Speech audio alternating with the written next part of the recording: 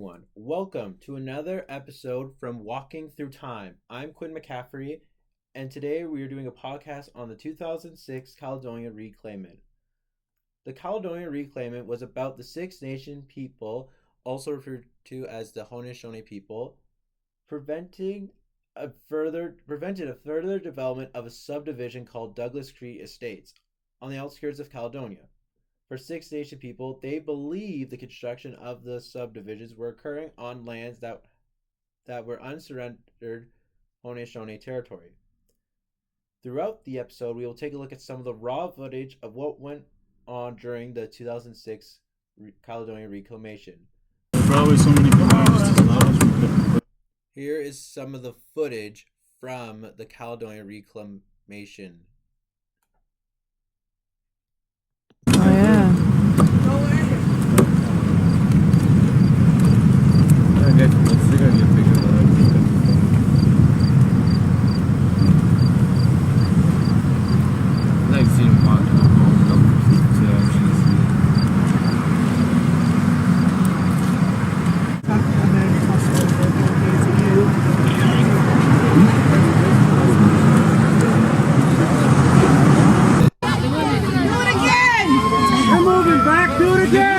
Here is some of the tensions that occurred between Caledonians and Six Nations people.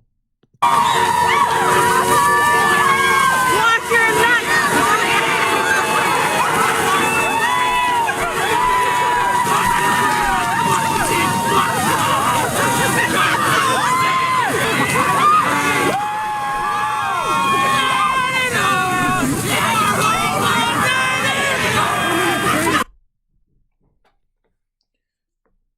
In the words of AFTN, the 2006 Caledonia Reclamation became one of the longest, most expensive, and bitterest First Nation land occupations in Canadian history.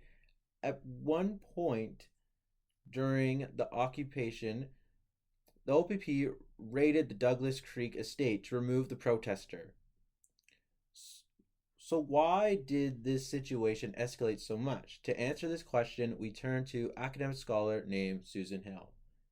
Susan Hill article states Six Nations land rights to the Grand River Territory, the Grand River Territory includes Caledonia, were affirmed in many treaties between the Haudenosaunee and the Crown, beginning with the 1701 Albany Treaty, often referred to as the Beaver Hunting Grounds Treaty. Hill goes on to talk about how in 1784, many Six Nations people were relocated to the Bear Hunting Ground Territory as their original land was overtaken by the Americans. Another agreement was made between Six Nations people and the Crown called the Haudenosaunee Proclamation, which made the Crown promise to protect Haudenosaunee land rights in the Grand River Territory. However, things started to go south in this relationship in the 1830s, as the Haudenosaunee people found there were many squatters on their land and wanted them removed. The Crown officials, instead of removing the squatters, told Haudenosaunee people they needed to sell certain fackles of their land so they could allow legal white settlement in those areas and potentially get rid of the squatters. Yet, in 1841, this did not solve the problem, and then the government took more land from the Haudenosaunee people because they had a handful of chiefs agree to surrender all of the remaining Grand River lands except for about 20,000 acres. It was noted in Susan Hill's reading that the surrendering of the land was in violation of British imperial law, which is referred to as Canadian law. This caused major protests from the Haudenosaunee community. And even a few of the chiefs who originally agreed to surrender the land changed their mind. However, the government refused to hear these complaints and held their position that they must keep control of the land. Looking at the history of the land dispute between the Haudenosaunee people and the government, one main issue that arises is the lack of respect for treaties.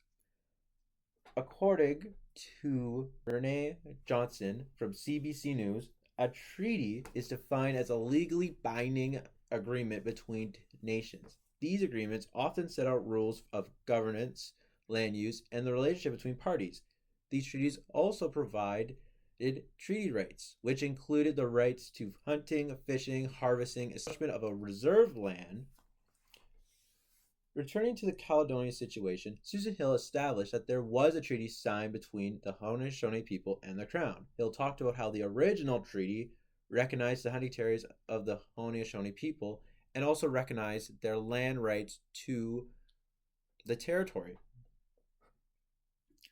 So we have a clear agreement between the two sides, yet the terms of the agreement were broken. As previously mentioned, the Haudenosaunee people continued to lose more of their land when they originally agreed to keep a certain amount.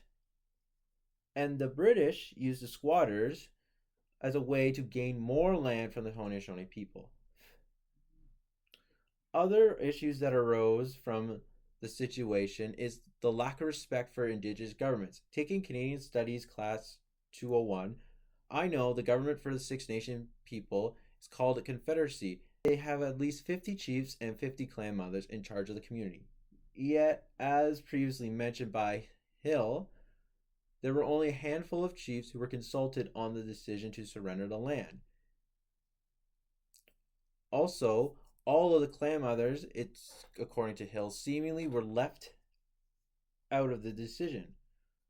The government completely disregarded the governance of the Indigenous people by refusing to talk to all the chiefs and clan mothers, and they even broke their own laws to gain more land. When these mistakes were made, instead of acknowledging the mistakes, the government refused to listen to the chiefs of the Haudenosaunee people and stayed in control of the land. Looking at these issues helps build an understanding as to why the Caledonian land reclamation got so intense. For centuries, the Haudenosaunee people, Indigenous people in general, felt ignored and disrespected by governance. All of this started with how the government continued to take land from the Haudenosaunee people in the name of their best interest, when in reality it was for their own selfish needs. And when the Haudenosaunee chiefs spoke out about this kind of behavior, they were ignored. There were other actions taken after the Grand River land dispute that went further than just ignoring the voices of the Indigenous community, starting with the Indian Act, as it had laws that forced Indigenous children out of their homes and into residential schools where they were often abused and shamed for their Indigenous culture.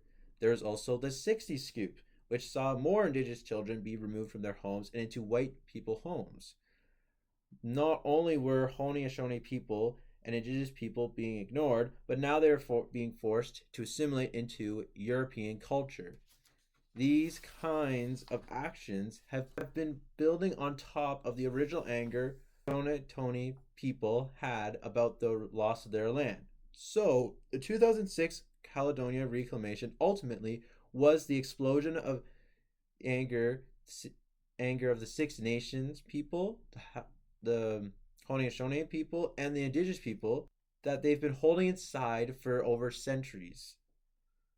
The reclamation also was a way to fight back against the oppression they faced from the government and made certain their voices would be heard, not ignored like they were during the previous land negotiations.